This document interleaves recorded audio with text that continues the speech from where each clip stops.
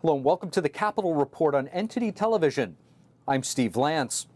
Demanding more documents, House Republicans today requesting additional records for their investigations into big tech censorship and Hunter Biden. NTD's Iris Tao has more from the White House. Two separate House GOP committees on Thursday demanded additional documents for their ongoing probes into the Biden administration. The House Judiciary Committee on Thursday subpoenaed the DOJ and the FBI for detailed communications between the Biden administration and social media companies.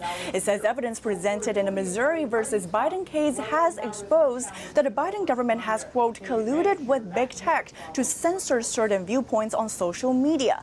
But the committee's chairman, Jim Jordan, in his letters wrote to the DOJ and FBI on Thursday, said that the responses they have gotten to their previous request to voluntarily turn over documents have been, quote, woefully inadequate. The DOJ, for example, he says, has so far only turned over one single document. That's a publicly available transcript. And thus, he says there's a need for additional documents to be subpoenaed.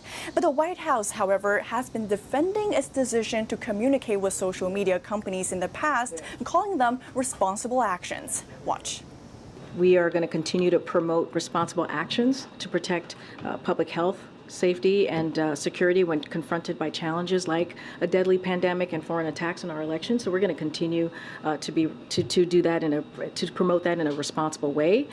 In addition to that, the House Oversight Committee Chairman James Comer on Thursday asked the National Archives to turn over unredacted versions of emails involving then Vice President Joe Biden, his son Hunter Biden, and Hunter's business dealings in Ukraine. And Comer wrote on Thursday that evidence showed Biden had wide open access for his family's influence peddling. But President Biden has denied any involvement in his son's business dealings. And amid all this, the White House announced on Thursday that his top lawyer, Stuart Delury, is stepping down. The White House counsel has advised President Biden on COVID response as well as GOP investigations. No replacement has been announced just yet. Reporting from the White House, Iris Tao, NTD News. A Georgia Republican state senator is trying to block the prosecution of former President Trump and his allies. NTD's Melina Wisecup joins us from the Fulton County Jail, where the sheriff says the defendants will be booked. Melina, what's the senator trying to do?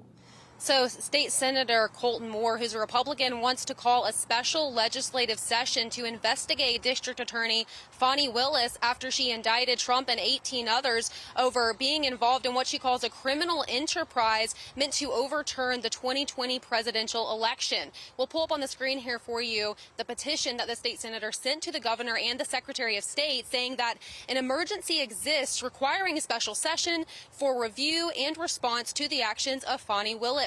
He also told our sister media outlet, the Epoch Times, in an exclusive statement, "I am demanding that we defund her office until we find out what is going on. We cannot stand idly by as corrupt prosecutors choose to target their political opposition." Fani recently, on Monday, charged 19 defendants, including former President Trump, a total of 41 counts, 13 of them directed at former President Trump. And she accuses them of being involved in a criminal enterprise. She proposed an arraignment date for all of them to start on the week of September 5th. She also proposed a March 4th trial date, which is right when the GOP primary kicks off. And today, the sheriff's office warned of threats against the jury that has indicted Trump and the others. Tell us more about this. Yeah, the Fulton County Sheriff's Office has said they are investigating threats against the jurors who voted to indict former President Trump on Monday, saying that they're engaged with local and federal law enforcement agencies to pin down where those threats are coming from here in Fulton County as well as in other jurisdictions. Meanwhile, former state senator Jim Jordan says that this safety concern may make it difficult to pick the actual juror for that trial set for March 4th. These folks are going to be on screen every day. Everyone is going to know who they are. Their lives are going to be turned upside down. And so just to be able to sit a jury of people who would be even willing to put, their lives on the line is going to be really, really difficult. As for former President Trump and those other defendants, they have until next Friday to come in here and surrender to this Fulton County jail right here behind me. We're still waiting on confirmation as to whether or not Trump's team plans to have him come here next week. We're also waiting on confirmation as to whether or not Trump's lawyers actually urged him not to hold that press conference on Monday where he plans to unveil his report of election fraud here in the state of Georgia. 9/11 defendants, including the mastermind of the attacks, Khalid Sheikh Mohammed, may avoid the death penalty under plea agreements that are now under consideration. The Pentagon and the FBI stated this possibility in a letter to families of some of those who were killed in the 9/11 terror attacks. It comes 1.5 years after military prosecutors and defense lawyers began exploring a negotiated resolution to the case. The suspected architect of the attack and 4 other defendants were captured at various times and places in 2002 and 2003. They were sent to Guantanamo Bay for trial in 2006. Some relatives of people who were killed in the terror attacks expressed outrage over the possible deal. Military prosecutors pledged to consider their views and present them to the authorities, who would ultimately make the final decision. No more access to cross-sex procedures for minors in the state of North Carolina. The state's legislature this week overriding various vetoes issued by the North Carolina governor. Multiple transgender-related bills about to become law.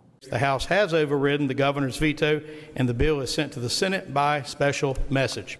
North Carolina's legislature overrode various vetoes on Wednesday. House Republicans in the state became the supermajority earlier this year after a Democrat switched parties. This gives the GOP in the state the power to easily override the governor's vetoes.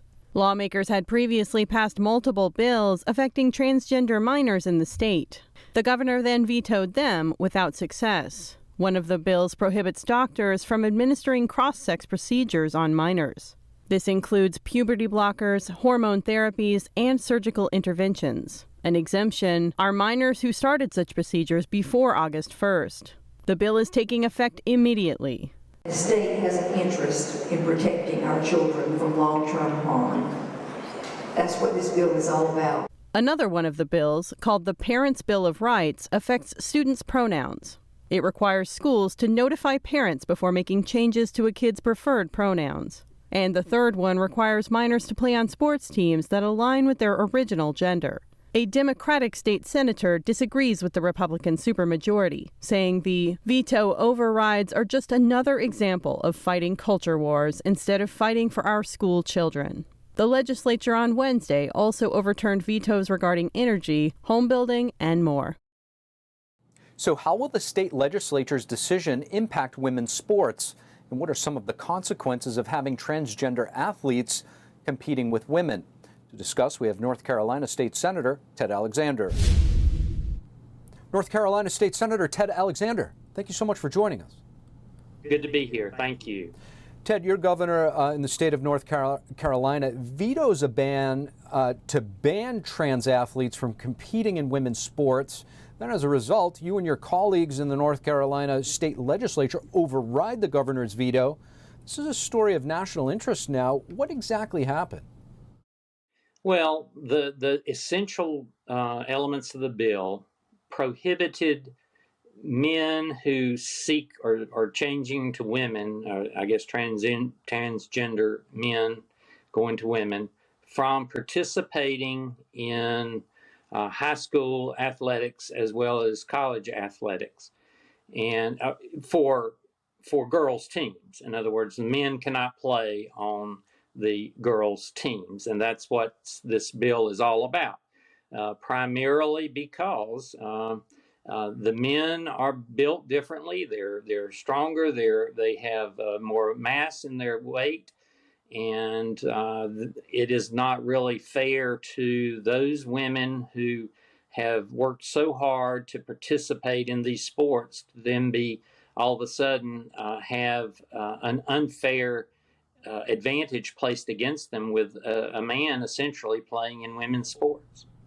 I saw and so this bill would prohibit that. And I did see a story, Ted. It's not just a matter of women feeling unsafe physically in terms of changing in the same room as a man. there's also, in sports, the physical nature of it. There was a girl I saw in your state of North Carolina who was injured playing volleyball from a biological man who, used his power to hit the ball at her, and she was hurt. You're exactly right. In one of our western counties, there was a biological male who essentially spiked the ball, and it did it so hard, it hit the head of the young lady, and it has really continued to give her health problems to this day. And, that would not have occurred had it been on an even playing field with other women. It just would not have happened. And we are seeking to prohibit this kind of both unfairness, as I mentioned, and possible injury and other things that might come as a result of biological men playing on women's sports. Senator, there's a lot of attention lately on the power of state government and elections, whether it be Florida. Now many are looking at the state of Virginia. Obviously, your state of North Carolina displaying this. What has been the reaction to this development from the people of North Carolina? Well, the people in my district, and I think the vast majority of people throughout North Carolina, understand that biological males are built differently, and it is inherently unfair for girls who have worked all of their lives particular sport to then all of a sudden face unfair competition through biological males. And it's just I think people understand it's just common sense, and it's an inherent unfairness if they would be allowed to do that. Now, does the governor of North Carolina have any recourse here, or will this stand as it is as of now? It will stand as it is now. It became law as of the time that the bill was overridden, the veto was overridden last night. So it will become law upon its effective date. And I can't remember the exact effective date, but it will become law as of the effective date, which will be very soon. North Carolina State Senator Ted Alexander, thank you so much. Thank you so much. Thank you for watching the Capitol Report. If you want to see our full broadcast, check us out at epochtv.com.